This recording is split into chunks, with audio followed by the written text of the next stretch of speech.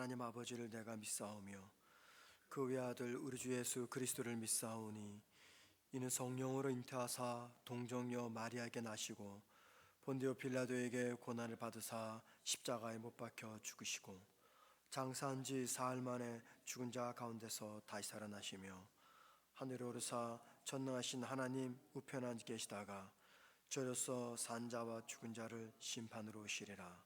성령을 믿사오며 거룩한 공예와 성도가 서로 교통하는 것과 죄를 사하여 주시는 것과 몸이 다시 사는 것과 영원히 사는 것을 믿사옵나이다. 아멘.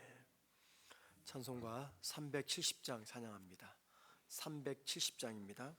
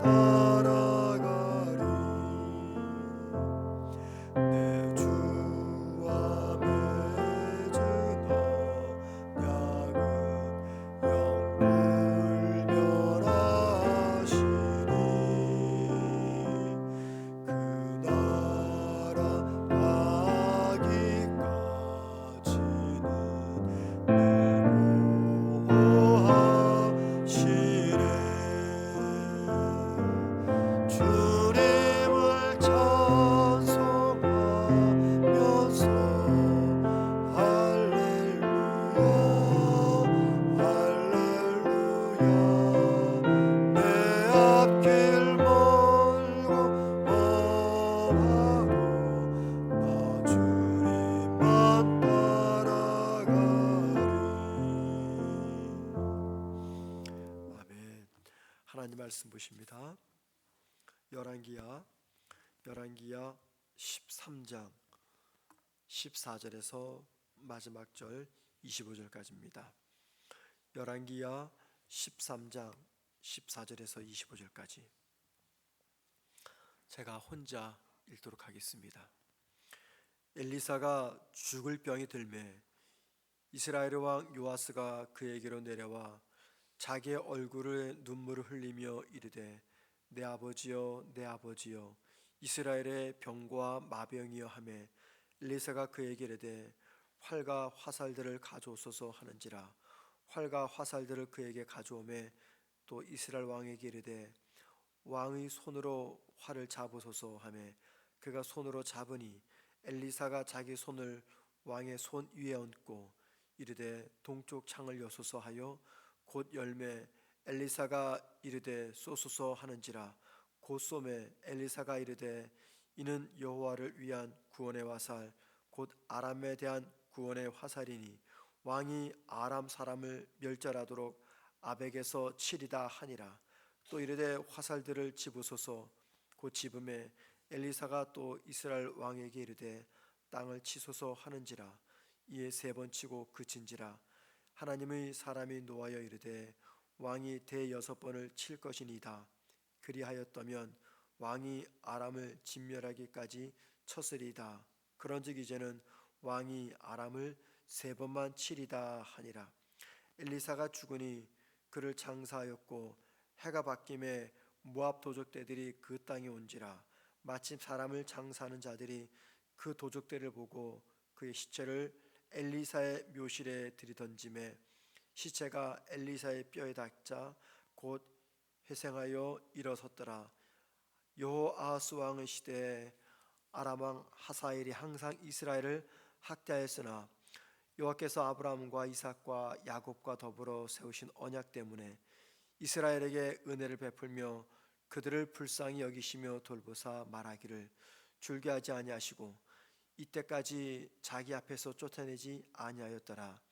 아람의 왕 하사엘이 죽고 그의 아들 베나다시 대신하여 왕이 되매 여호아하스의 아들 요아스가 하사엘의 아들 베나다니 솥에서 성읍을 다시 빼앗으니 이 성읍들은 자기 부친 여호아하스가 전쟁 중에 빼앗겼던 것이라. 요아스가 베나닷을 세 번 쳐서 무찌르고 이스라엘 성읍들을 회복하였더라. 아멘. 오늘 본문은 엘리사의 마지막 순간에 관한 이야기입니다. 그리고 또 하나 그가 죽은 후에도 하나님의 능력이 이스라엘을 통해서 나타나는 사건들을 기록하고 있는 내용입니다. 오늘 본문을 통해서 우리가 두 가지를 배울 수가 있습니다. 첫 번째는 하나님의 능력은 우리의 상상을 초월하는 능력임을 배울 수 있습니다. 우리가 생각하는 그 이상, 우리가 상상하는 그 이상의 능력이 하나님의 능력임을 보여줍니다. 두 번째는 우리가 하나님의 능력을 경험하기 위해서 무엇을 어떻게 해야 하는가 하는 이야기를 다루고 있습니다. 다시 말씀드리지만 본문은 두 가지입니다. 우리가 상상하는 그 이상으로 하나님의 능력은 크신 능력이다. 두 번째는 우리가 어떻게 하면 그 크신 능력을 경험할 수 있을까 하는 문제에 관한 이야기를 다루고 있습니다. 먼저 14절 말씀 보면은요, 엘리사가 병들어 죽게 되었습니다. 그때 북이스라엘의 왕이었던 요아스가 엘리사를 찾아와서 이스라엘의 운명을 걱정하면서 슬퍼합니다. 왜 그럴까요? 요아스는 엘리사를 통해서 하나님의 권능과 능력과 보호가 이스라엘에게 임하고 있음을 믿었기 때문입니다. 자, 그래서 요아스가 엘리사를 뭐라고 부릅니까? 14절에서 이스라엘의 병과 마병이여 라고 말합니다. 왜 그럴까요? 하나님의 권능과 보호가 엘리사를 통해서 임하는 것을 믿었기 때문입니다. 그러니까는 엘리사는 단순한 선지자가 아니었습니다. 하나님의 말씀과 뜻만 전하는 선지자가 아니라 이스라엘을 강력하게 지켜주는 영적 지도자였다는 것을 보여줍니다. 자, 15절과 19절 보면은요, 엘리사는 자신을 찾아온 요아스에게 하나의 지시를 하죠. 활과 화살을 가지고 오라고 합니다. 그리고는 이 동쪽을 향해서 쏘라고 합니다. 그리고 화살을 붙잡은 요아스의 손에 엘리사가 자신의 손을 올려놓습니다. 그리고 쏘라고 합니다. 그것은 아람을 물리치는 하나님의 승리의 화살이라고 말해줍니다. 자, 그리고 두 번째 지시라죠. 요아스에게 화살을 가지고 와서 땅을 치라고 합니다. 그런데 땅을 치라고 할 때 몇 번 치십시오 라고 말하지는 않습니다. 그냥 치라고 말합니다. 그러자 요아스는 세 번만 땅을 치죠. 요아스가 세 번만 친 것은 엘리사의 말에 의하면 믿음이 부족했기 때문입니다. 그리고 엘리사는 이 믿음 없음을 질책합니다. 요아스가 하나님을 온전히 신뢰하지 못하고 담대하게 행동하지 못했다라는 것을 알려줍니다. 자, 그리고는 요아스가 아람을 완전히 이기지 못할 것이고 단 전쟁에서 세 번만 이길 것이다 라고 예언합니다. 자, 그리고 20절에서 21절은요, 하나님은 엘리사가 죽은 다음에도 이스라엘을 위해서 기적을 하나 보여주십니다. 엘리사가 죽고 나서 1년이 지났을 때 이스라엘 백성이 어떤 사람의 시신을 장사를 지내고 있었습니다. 그때 모압 사람들이 쳐들어오게 되고, 그때 이스라엘 사람들이, 장사를 지내던 사람들이 급한 마음에 그 시체를 엘리사의 묘실로 던집니다. 자, 그러자 그 시체가 엘리사의 뼈에 닿게 되었고 그 즉시 죽은 시체가 살아납니다. 여러분, 왜 이런 이야기가 오늘 본문에 기록되어 있을까요? 죽은 시체가 죽은 엘리사의 뼈에 닿자마자 다시 살아나는 기적. 이 기적은요, 우리가 생각하는 하나님의 그 능력이 상상 이상임을 보여주는 사건입니다. 그리고 매우 중요한 상징적 의미를 가지고 있습니다. 이는 하나님의 능력은 엘리사뿐만이 아니라 하나님이 택하신 도구가 어떤 도구이든지 그 도구를 통해서 계속해서 역사하실 수 있음을 보여주는 상징적 사건입니다. 또한 하나님의 역사는요, 특정한 사람의 생애 속에서만 제한된 능력이 아님을 보여줍니다. 만약에 하나님의 능력이 엘리사를 통해서만 나타난다면 더 이상 하나님의 능력은 나타나서는 안 되는 거죠. 그런데 죽은 시체가 죽은 엘리사의 뼈에 닿자마자 다시 살아났던 이 기적 이야기는 뭘 보여줍니까? 하나님의 역사는 엘리사라고 하는 어느 특정한 사람을 통해서만 나타나지 않는다. 즉 하나님의 일하심은 특정한 사람에게만 한정되지 않는다라는 중요한 진리를 담고 있는 이야기입니다. 자, 그리고 이제 22절에서 25절은요, 아람 왕 하사엘이 이스라엘을 압박합니다. 하지만 하나님께서는요, 이스라엘과 맺은 언약을 기억하셔서 이스라엘을 구출해 주신다라는 점을 강조하고 있습니다. 하나님께서 이스라엘의 죄와 이스라엘의 불순종에도 불구하고 그들을 민족의 재앙에서 구원하십니다. 그 이유는 단 한 가지 때문입니다. 하나님이 이스라엘 조상과 맺었던 그 언약, 아브라함과 이삭과 야곱과 맺었던 그 언약을 기억하셨기 때문입니다. 이게 뭘 보여줍니까? 비록 하나님을 대하는 인간의 모습은 죄로 향하고 치닫고 있지만, 그러나 하나님께서는 당신과 우리 사이에 맺었던 그 약속을 변함없이 끝까지 신실하게 지키시는 분임을 보여주고 있는 말씀입니다.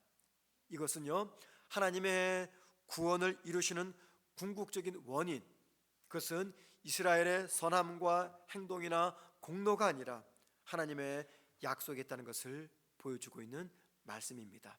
여기까지가 오늘 본문의 이야기죠. 이 본문을 통해서 우리가 중요한 세 가지 신앙의 교훈을 좀 간단하게 생각해 보겠습니다. 첫 번째는요, 하나님을 의지하는 삶의 중요성입니다.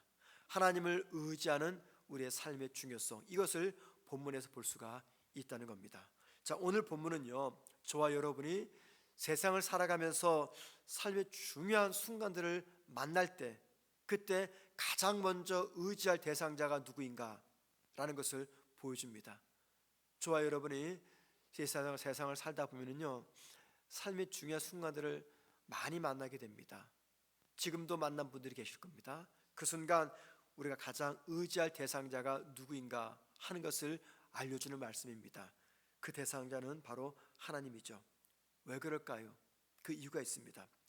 엘리사를 통해서 일하셨던 그 하나님이 일하시기를 중단한 것이 아니라 지금도 여전히 살아계셔서 엘리사가 아니라 다른 도구를 통해서, 다른 상황을 통해서 우리의 삶의 구체적인 순간마다 역사하고 계시기 때문입니다.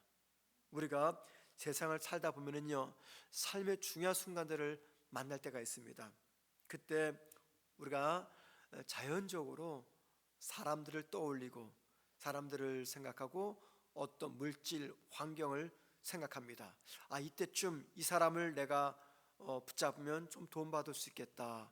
이 사람이 한 번만 일해주면 내 모든 문제가 해결되겠다. 이렇게 생각을 하죠. 이건 지극히 당연한 겁니다. 어쩔 수 없습니다. 우리가 부족하기 때문에. 그런데 오늘 말씀은 이렇게 말합니다. 그 순간조차도 내가 하나님을 의지하고 바라보고 있는지 생각해 보아라 라고 말이죠.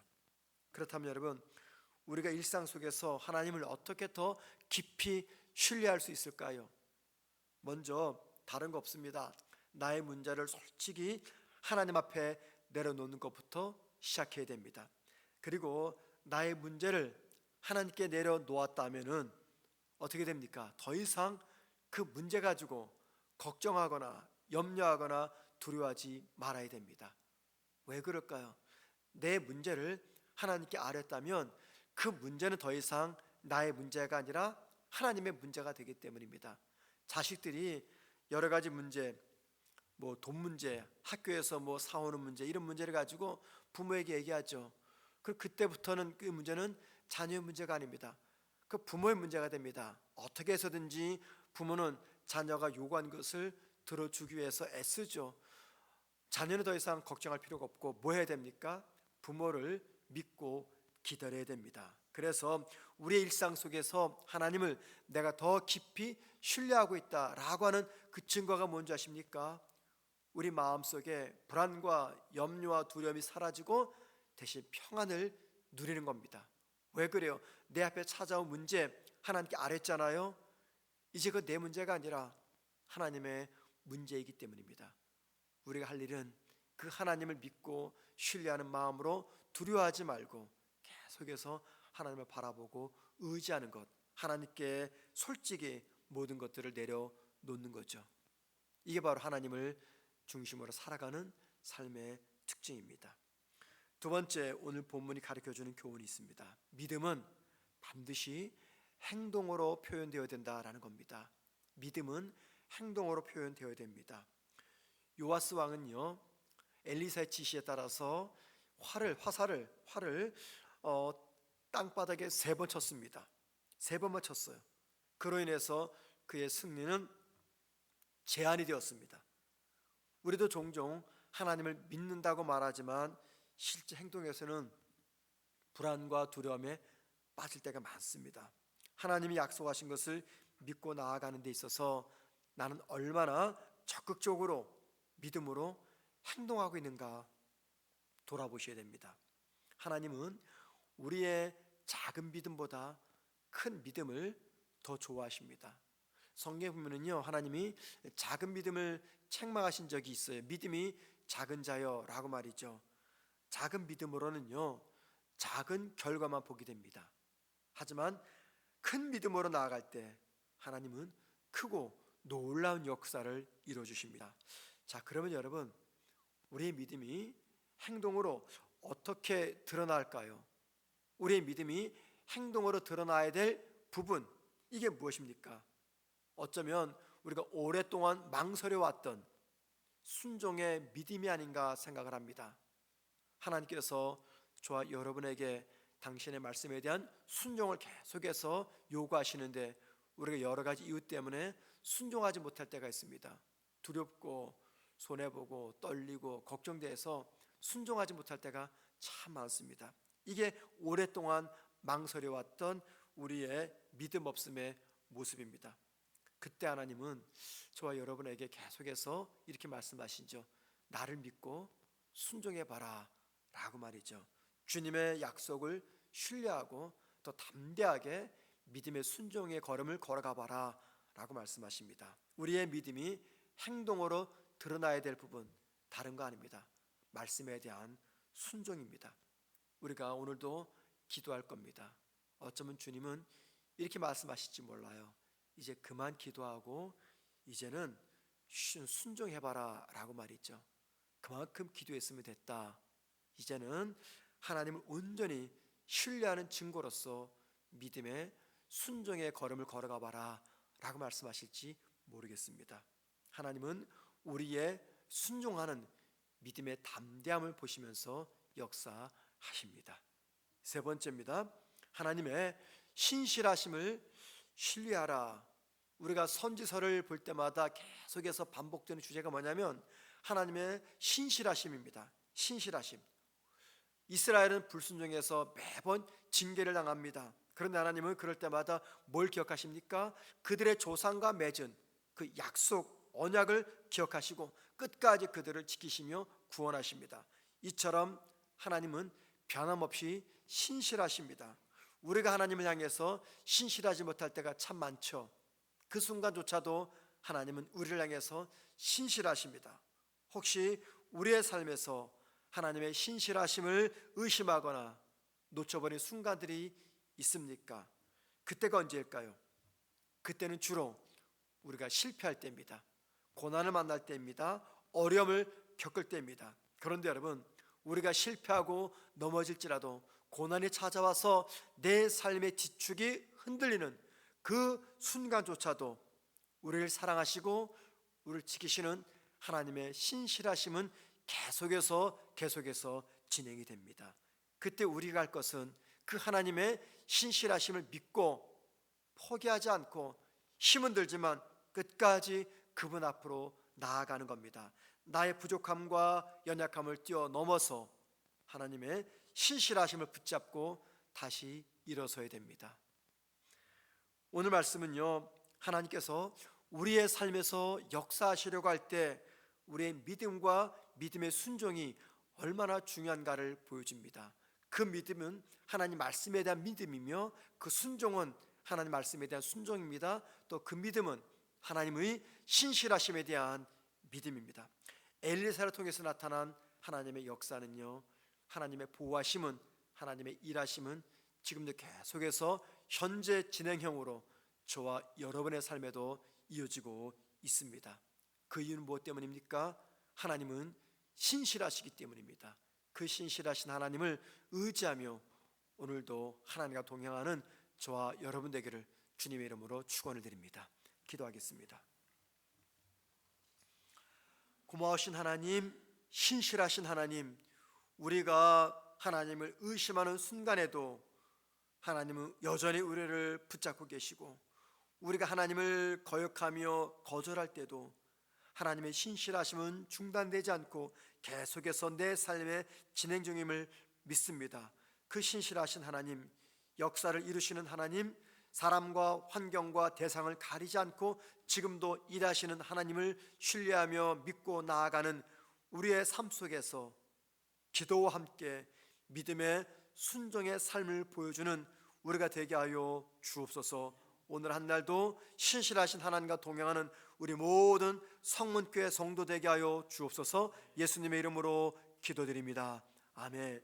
하늘에 계신 우리 아버지여, 이름이 거룩히 여김을 받으시오며 나라의 마옵시며 뜻이 하늘에서 이룬 것 같이 땅에서도 이루어지리다. 오늘날 우리에게 일용할 양식을 주옵시고 우리가 우리에게 죄 지은 자를 사하여 준 것 같이 우리의 죄를 사하여 주옵시고 우리를 시험에 들게 하지 마옵시고 다만 악에서 구하옵소서. 대개 나라와 권세와 영광이 아버지께 영원히 싸움나이다. 아멘. 기도하십니다. 기도하실 때 우리의 삶에서 문제와 도전에 직면할 때 사람이나 세상의 힘이 아닌 오직 주님만을 의지하게 하옵소서. 기도하십시다. 주님만을 의지하게 해달라고. 두 번째, 우리의 믿음이 말과 생각에 그치지 않고 순종이라는 행동으로 나타나게 하옵소서. 순종의 믿음을 위해서 기도하십시다. 세 번째, 교육관 건축과 도시개발 보상 협상이 은혜 가운데 잘 진행될 수 있도록, 특별히 지금은 우리 교육관 설계 중입니다. 하나님 은혜 가운데 좋은 설계 나오고 도시개발 보상 협상이 잘 이루어지게 해달라고 기도하신 다음에 자유롭게 개인 기도하시고 돌아가시겠습니다. 기도하십니다. 하나님